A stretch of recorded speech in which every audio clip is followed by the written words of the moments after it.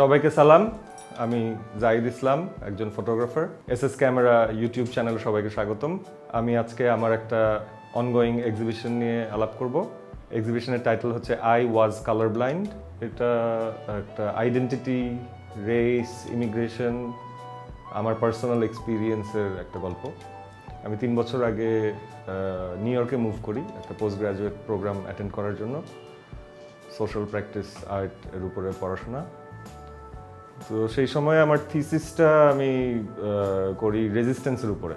2016 সালে আমি যখন ওখানে মুভ করলাম, একই সময় ট্রাম্প আসলো, তো এভরিথিং চেঞ্জড। তো সেইটার যে এক্সপিরিয়েন্স, সেখান থেকেই একটা গল্প। একটা হলো ডিড আই ভোট। তো 8ই নভেম্বর 2016-তে ওখানে ইলেকশন হলো, যে ইলেকশনে ট্রাম্প জিতে। তো ওই দিনের বেলা আমি সোশ্যাল মিডিয়াতে দেখছি যে লোকজন একটা গোল স্টিকারের ছবি পোস্ট করছে। আমাদের এখানে যেরকম আঙ্গুলের যে ভোট দেওয়ার পরে যে মার্কিংটা দেওয়া হয়, ওটার ছবি আমরা অনেকে পোস্ট করেছি, ওরকম ওখানে স্টিকার পোস্ট করছে। তো এটা দেখে আমি কিউরিয়াস হলাম, আমি জানার চেষ্টা করলাম ব্যাপারটা কি। তখন বুঝলাম যে নিউ ইয়র্ক সিটি কর্পোরেশন থেকে একটা স্টিকার বানানো হয় এবং এটা যারা ভোট দেওয়ার সময় তাদেরকে দেওয়া হয় to encourage people. I voted লেখা থেকে স্টিকারটার উপরে, এবং বিভিন্ন সময় ওরা ওপেন কল দেয় আর্টিস্টদের, একবার একজন আর্টিস্টের কাজ সিলেক্ট করা হয়। ওইবার স্ট্যাচু অফ লিবার্টির ইমেজটা এবং আই ভোটেড। তো ওইটা দেখে আমার একটা আইডিয়া জন্মালো যে আমি আমার পাড়ায়, যেখানে আমি থাকতাম, জ্যামাইকা কুইন্স, নিউ ইয়র্কের একটা বড় হচ্ছে কুইন্স, সেখানে জ্যামাইকা, ওই আমার বাসা থেকে সবচেয়ে কাছের যে ভোট কেন্দ্র, ওখানে গিয়ে আমি ছবি তোলা শুরু করলাম। বাঙালি আমেরিকান ভোটার যারা ভোট দিয়ে বেরোচ্ছে, তাদেরকে আমি রিকোয়েস্ট করছি যে একটু স্টিকারটা দেখাবেন আমাকে। তো ওই দিন রাতের বেলা যখন ভোটের রেজাল্ট আসা শুরু করলো, তখন দেখা যাচ্ছে যে ওই ছবিগুলোর মিনিং চেঞ্জ হয়ে যাচ্ছে। তো পরবর্তীতে আমি ওই স্টিকারটা নিয়ে একটু খেলা করি, স্ট্যাচু অফ লিবার্টির ইমেজটা সরিয়ে দিয়ে আমার নিজের ওই same design, same colour scheme রেখে আমার নিজের চেহারা ঢুকাই ওখানে, এবং বলছি যে ডিড আই ভোট, একই টাইপের ফন্ট ব্যবহার করে, একই কালার স্কিমে। তো ডিড আই ভোট একটা রেলেভেন্স, একটু অন্য ধরনের কনটেক্সট। তো ওই ছবিগুলো, অনেক মানুষের ছবির মধ্যে ওই স্টিকারটা নিয়ে খেলা করা, এটা একটা কাজ। ইন্টারেস্টিং ব্যাপার হচ্ছে, আমি যেই পাড়ায় থাকতাম ওটা আবার ট্রাম্পেরও জন্মস্থান। সো নিউ ইয়র্কবাসী রাস্তায় নামলো প্রতিবাদ জানানোর জন্য যে এই ধরনের লোক কিভাবে নমিনেটেড হয়। এটা মার্চ মাস 2016, আমি মাত্র কয়েক সপ্তাহ হয়েছে ওখানে পৌঁছেছি। তো আমি ক্যামেরা নিয়ে ওখানে গেলাম র্যালিটা কভার করার জন্য। ওই দিন একটু ভায়োলেন্স, পুলিশের সাথে কিছু কনফ্লিক্ট হয়। New York police department, NYPD, ওরা একটু অ্যাগ্রেসিভভাবে সেদিন নামে, পেপার স্প্রে ব্যবহার করে। আমার সামনে পেপার স্প্রে মারলো, এবং একটা পুলিশ অফিসার সে ব্যাটন বের করে ধাক্কা দিয়ে ক্রাউড সরাচ্ছে। আমি যতবারই তাকে বলার চেষ্টা করছি I am a member of the press, আমাকে ফেলে দিচ্ছে। তো ইনফ্যাক্ট নিউ ইয়র্কে আমি মেম্বার অফ দ্য প্রেস না, কিন্তু তখন আমি মাত্র যেহেতু গেছি, 7 সপ্তাহ 8 সপ্তাহ হয়েছে, বাংলাদেশের পত্রিকার চাকরিটা ছেড়ে মাত্র গেছি, তো তখনও আমার অভ্যস্ততা আর কি মেম্বার অফ দ্য প্রেস। তো ওদের ব্যাপারটা হলো, NYPD-র একটা আলাদা অ্যাক্রেডিটেশন কার্ড লাগে, ওদের 6টা জিনিস জমা দিয়ে অ্যাপ্লাই করতে হয়। তখন এত কিছু জানতাম না। সো ও কোনো পাত্তাই দিল না, আমাকে ধাক্কা দিল, আমি পড়ে গেলাম। পরে অ্যাক্টিভিস্টরা আমাকে হেল্প করলো আবার দাঁড়ানোর জন্য। সো ওই রকম অ্যাগ্রেশনের মধ্যে, যেটা আমি এক্সপেক্ট করি নাই যে নিউ ইয়র্ক শহরে একটা পিসফুল র্যালির মধ্যে এরকম হবে। তো 3টা অ্যারেস্ট হয় সেদিন। তার মধ্যে একটা হচ্ছে আমার চোখের সামনে একটা ইয়াং ছেলে, ও হলো রাস্তা ক্রস করছে, ওই পারে ফুটপাতের মধ্যে র্যালির অংশ, আবার এই পারে ফুটপাতের মধ্যেও র্যালির অংশ। সো ওইদিকে ছবি তুলেছে, এবার এদিকে এসে ছবি তুলবে। তো সকাল থেকেই NYPD পুলিশ হচ্ছে ওদের বড় সাউন্ড ডিভাইস ব্যবহার করছে অ্যানাউন্স করার জন্য যে do not obstruct pedestrian movement, do not obstruct ভেহিকলের মুভমেন্ট, পথচারীর পথ বাধাগ্রস্ত করো না, আর যানবাহন চলাচলের পথ বাধাগ্রস্ত করো না। তো এই ছেলেটা যেহেতু রাস্তা ক্রস করছে আর ও অনেকক্ষণ ধরে ছবি তুলছে, এটা হয়তো NYPD-র ভালো লাগে নাই। তো ওরা অনেকগুলো অফিসার মিলে একটা ছেলেকে অ্যারেস্ট করছে ওই অজুহাতে যে ও রাস্তা ক্রস করার সময় যানবাহন চলাচলে ব্যাঘাত ঘটেছে। সো ওই অ্যারেস্টটা চলাকালীন অবস্থায় এতগুলা হিউজ অফিসার, বিশাল দেহে, ইয়াং একটা টিংটিঙা চিকন ছেলে ওকে অ্যারেস্ট করছে। তো ওই মুহূর্তে ওই ছেলেটার একজন বান্ধবী দৌড়ে এসে ওর গলায় যে ক্যামেরাটা ঝুলানো স্ট্র্যাপ, ওটা উদ্ধার করার চেষ্টা করছে, ওকে অ্যারেস্ট করে নিয়ে যা, ক্যামেরাটা রেখে দিই। তো ওই অ্যাকশনটার সময় আবার আরেকজন অফিসার এসে মেয়েটার কোমর ধরে এরকম হ্যাচকা টান দিল, ওই অ্যাকশনটার সময় ওর মাথার টুপিটা, ছেলের মাথায় একটা টুপি ছিল, এটা পড়ে যাচ্ছে। তো আমার একটা ফ্রেমে ওই অ্যারেস্টটা হচ্ছে, এই অ্যাকশনটা হচ্ছে, এবং টুপিটা মাটিতে পড়ার আগে শূন্যে ভেসে আছে। তো আমার নিজের কাছে ওই ছবিটা ভালো লাগে, ওইটা আমি ইউজ করি। ওই ছেলেটাকে ভ্যান গাড়িতে তুলে নিয়ে যাওয়ার পরে আমি আবার লোকেশনে ফেরত এসে টুপিটা মাটিতে পড়ে আছে, আমি টুপিটাও কালেক্ট করি। প্রথম চিন্তা ছিল যে আচ্ছা ছেলেটাকে যদি খুঁজে পাওয়া যায় অ্যাক্টিভিস্ট নেটওয়ার্ক ব্যবহার করে বা সোশ্যাল মিডিয়াতে। পর মুহূর্তে মনে হলো না, এটা দিয়ে তো আমি অন্য কিছুও করতে পারি। আমি টুপিটাকে ব্যবহার করলাম। অ্যারেস্টেড ঠিক 3 মাস পরে আমি ওই লোকেশনে আবার ফেরত দিলাম। এটা ছিল ট্রাম্প টাওয়ারের একদম কাছে। তো ট্রাম্প টাওয়ারের কাছের এনভায়রনমেন্টটা ইজ ভেরি ডিফারেন্ট, কারণ ওটা একটা খুব হাই এন্ড আপস্কেল একটা এলাকা। তো অনেক top designers, brands, fifth avenue, ওখানে রিয়েল এস্টেটের প্রাইস অনেক হাই। সো ওই লোকেশনে আমি গিয়ে দাঁড়ালাম ওই টুপিটা সহ। টুপিটা আমি একটা প্লেক্সিগ্লাস ভেট্রিনের ভিতরে ঝুলিয়ে দিলাম, ওইটাও শূন্য ভাষা।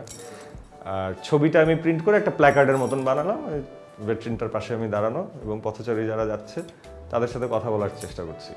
আর আমি একটা পারফর্মেটিভ জায়গা থেকে আমার প্রথম এঙ্গেজ করার ডায়ালগটা ছিল এরকম যে, do you know this man, please tell him I have his cap. তো এটা জাস্ট একটা মজা করা এবং সেখানে একটা কনভারসেশন স্পার্ক করার জন্য। তো 1.5 ঘন্টার মতন আমি দাঁড়ালাম, মাত্র 5 জন মানুষ থামলো, খুব ব্যস্ত এলাকা।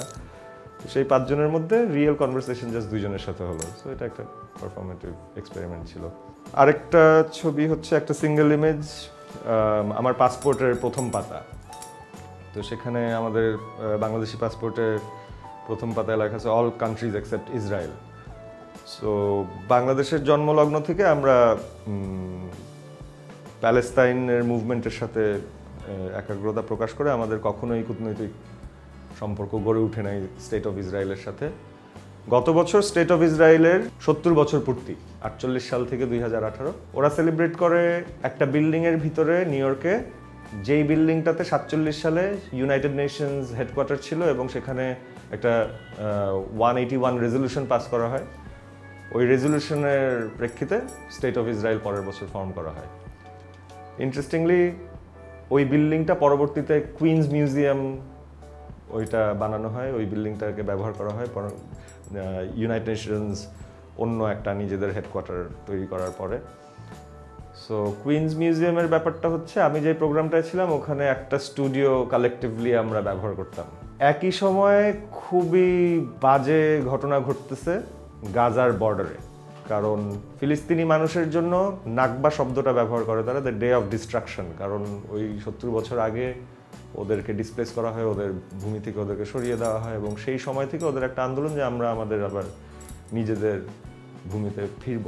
সো এই মুভমেন্টের অংশ হিসাবে ওরা গাজার বর্ডারে অবস্থান নেয় এবং অনেকেরই মনে আছে যে গত বছর 2018 সালের মার্চ থেকে মে পর্যন্ত স্টেট অফ ইসরায়েলের যেই ডিফেন্স ফোর্স আছে তারা ওপেন ফায়ার করে, সেখানে নারী শিশু সহ 100-র উপরে মানুষ মারা যায়। তো ওই সময়টায় আমার কাছে মনে হলো যে এই ছবিটা আমার জন্য, মানে আমার পাসপোর্টটা, আমি তো ইসরায়েলে যেতে পারবো না কোনোদিন, আবার ওই মানুষগুলাও ওই ভূমিতে যেতে পারছে না, যেটা এখন ইসরায়েল সেটা তাদের ল্যান্ড, কিন্তু তারা যেতে পারছে না। সো এরকম একটা জায়গা থেকে আমার কাছে মনে হলো এই ছবিটা তোলা, আমার পাসপোর্টের ছবি তুলে আমি এটা ব্যবহার করলাম।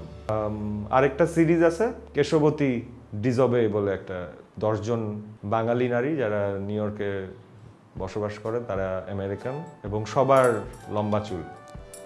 আমি 2016-তে যখন মুভ করি তখন আমাদের কমিউনিটি, বাঙালি কমিউনিটিতে যখন বিভিন্ন প্রোগ্রামে যাই তখন এদেরকে দেখি এবং আমার কিউরিওসিটি জন্মায় যে এরা কেন লম্বা চুল রাখে, ট্র্যাডিশনটা ফলো করে নাকি। তো তাদের সাথে কথাবার্তা বলা। তো একটা সময় গিয়ে আমি তাদের ইন্টারভিউ নেওয়া শুরু করলাম এবং ছবি তোলা শুরু করলাম। 2017 সালে ট্রাম্প যখন শপথ নেয় ওয়াশিংটন ডিসিতে, তখন একটা নারীদের আন্দোলন হয়, অনেকের হয়তো মনে আছে, গোলাপি পিঙ্ক ক্যাপ পরা একটা উইমেন্স মার্চ। তো সেই আন্দোলনে অনেক লাখ লাখ নারী ওয়াশিংটন ডিসির রাস্তায় নামে, আর যারা ডিসিতে পৌঁছাতে পারে না তারা নিজ নিজ শহরে সলিডারিটিতে মিছিল করে। তো সেই মিছিলগুলোতে একটা ইমেজ খুব পপুলার হয়ে যায়, অনেকেই হয়তো দেখেছেন, আমেরিকান ফ্ল্যাগ পরিহিত হিজাব, আমেরিকান ফ্ল্যাগ দিয়ে একটা হিজাব বানিয়ে একজন নারী। তো এই ইমেজটা ওই আন্দোলনে ব্যবহার করার পিছনের চিন্তাটা হলো যে মুসলিম নারীও আমেরিকান এবং উনি আমাদেরই অংশ, এই ধরনের একটা সলিডারিটি প্রকাশ করা। আর ইন্টারেস্টিংলি যেই মেয়েটার ছবি দিয়ে ওই পোস্টারটা বানিয়েছেন শেপার্ড ফেরি বলে একজন বিখ্যাত আর্টিস্ট। উনি বানিয়েছেন একটা ফটোগ্রাফ থেকে। এই ফটোগ্রাফটা তোলা হয়েছিল বহু বছর আগে, পোস্ট 9/11। একজন বাঙালি মেয়ে ওই মডেল করেছিল ফটোগ্রাফটার জন্য। অ্যান্ড কিন্তু ও কিন্তু হিজাবি নারী না, ও জাস্ট ওই ফটোটার জন্যই এসেছিল। এবং ওই পোস্টারটা পপুলার হওয়ার সাথে সাথে ওর ফেসটা যেহেতু ওই পোস্টারে, ও নিজেও পপুলার, ও অনেক জায়গায় ইন্টারভিউ দেয়। ইনফ্যাক্ট আমিও যোগাযোগ করেছিলাম, আমার সাথেও দেখা হয়নি কিন্তু কিছুটা আলাপ হয়েছে। I found that poster two be very problematic. এক নম্বর, আমেরিকান ফ্ল্যাগ যা রিপ্রেজেন্ট করার কথা সেটা রিয়ালিটিতে নাই। দ্বিতীয়ত হচ্ছে হিজাব পরিহিত নারীর ইমেজ ব্যবহার করে ওইটাকে যদি আমরা মুসলিম নারীর রিপ্রেজেন্টেশন হিসাবে ধরি, একটা স্ট্যান্ডার্ড হিসাবে ধরি, তাহলে অনেক নারী বাদ পড়ে যায়। সো ওইটার আমি একটা প্রশ্ন আকারে গ্যালারিতে হাজির করি। আমি ওই পোস্টারটাকে ছিঁড়ে ফেলা শুরু করি এবং ওই 10 জন কেশবতী নারীর ছবি দিয়ে স্পেসটাকে একটা ইনস্টলেশন করে ওই পোস্টারগুলোকে ছেঁড়া আরম্ভ করি।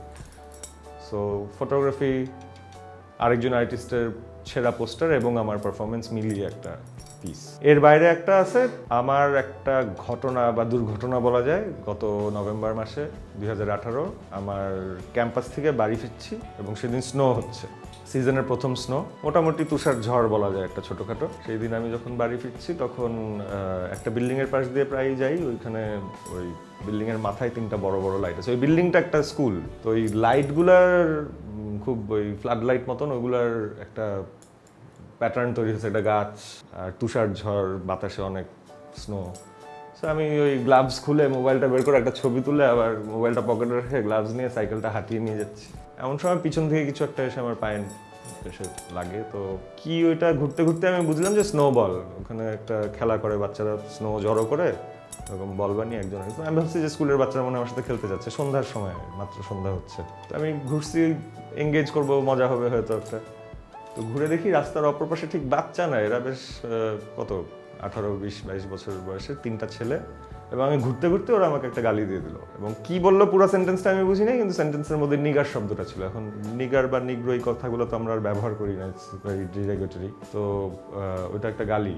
তো আমি একটু কয়েক সেকেন্ড চুপ করে, আমার মনে হলো কিছু বলা উচিত, তো আমি একটু বললাম যে do you think it's okay to be racist? তোমরা যে কাজটা করলে এটা তো আসলে রেসিস্ট, এবং তোমরা তো নিশ্চয়ই শিক্ষিত, তোমরা নিশ্চয়ই স্কুল কলেজে যাচ্ছ। এরকম আমি রাস্তার এই পার থেকে ওই পারে আলাপ করছি, আর আমি একটু কণ্ঠস্বরটা ছেড়েই আলাপ করছি, যেন আমি তো একা, ওখানে যেন আশেপাশের পথচারীরা আরও কয়েকজন যারা যাওয়া আসা করছে তারাও যেন একটু আমি সাপোর্ট পাই, যাতে ইয়াং ছেলেবেলে কি করে।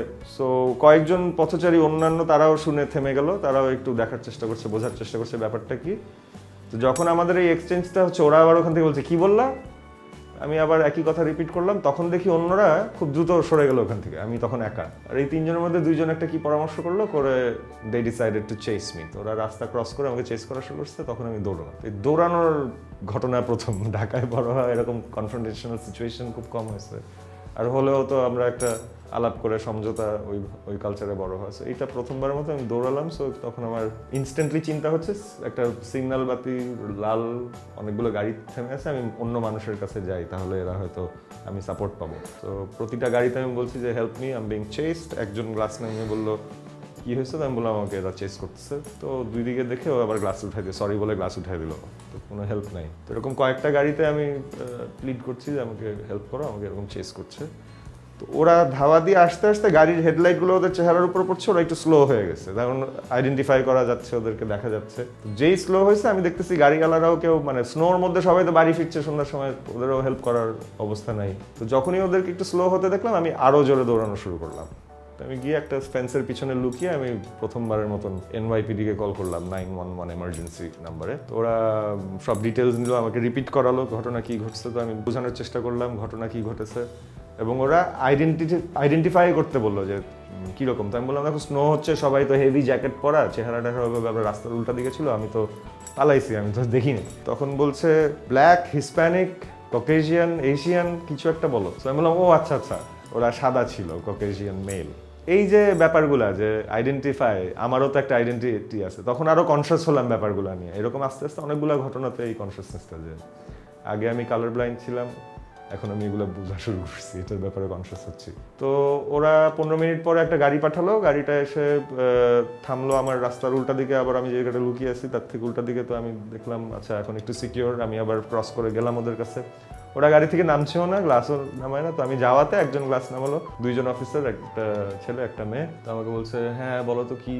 আমি বলা শুরু করলাম, তখন বললো হ্যাঁ আমরা, ওদের আবার একটা গাড়িতে মনিটর আছে, সব ইনফরমেশন ওখানে আছে। বললো হ্যাঁ আমরা এগুলো পেয়েছি, সো তুমি বাসায় যাচ্ছ কি করে? তাহলে আমি হেঁটে যাচ্ছিলাম। বলে ঠিক আছে যাও, আসলে মানে একটু তাচ্ছিল্যই করো। বলছে হ্যাঁ বছরের প্রথম স্নো তো, ছেলেপেলে একটু মজা করছে, তুমি যাও আমরা চোখ রাখছি, ডোন্ট ওয়ারি অ্যাবাউট ইট। তো ওদের অ্যাটিটিউড দেখেও আমার একটু মানে আমি মানসিকভাবে বেশ একটা অন্যরকম জায়গায়। তো আমি বাড়ি ফিরে তো খুবই শক। এর থেকে অনেক বাজে ঘটনা আমাদের কমিউনিটিতে হয়ে থাকে, আপ টু দ্য পয়েন্ট যেখানে মানুষ মেরে ফেলা হয়। তো সেই তুলনায় আমার এটা কিছুই না, তারপরেও আমাকে মানসিকভাবে এফেক্ট করে। সো সোশ্যাল মিডিয়া আমরা বিভিন্নভাবে ইউজ করি, আজেইরা জিনিসপত্র করি। আমি একটা লেখা লিখলাম, এই ঘটনাটা এই যে মাত্র যেটা বর্ণনা করলাম ওটাই আমি একটা বর্ণনা দিয়ে সোশ্যাল মিডিয়াতে পোস্ট করলাম। আমার ওই ছবিটা যে তুলেছিলাম স্নোয়ের, ওই ছবিটা সহ, এটাতে আমার অনেক হেল্প হয়, প্রচুর মানুষ রেসপন্ড করে। এবং ওই সময়টা আমার জন্য খুব ক্রিটিক্যাল। আমি 3 বছরের একটা প্রোগ্রামের সমস্ত কিছু গুছিয়ে আনার সময় আমি সব কিছু প্যাক আপ করে ওইটা কমপ্লিট করতে যাচ্ছি। সো সেখানে আমার ভেঙে পড়লেও চলবে না।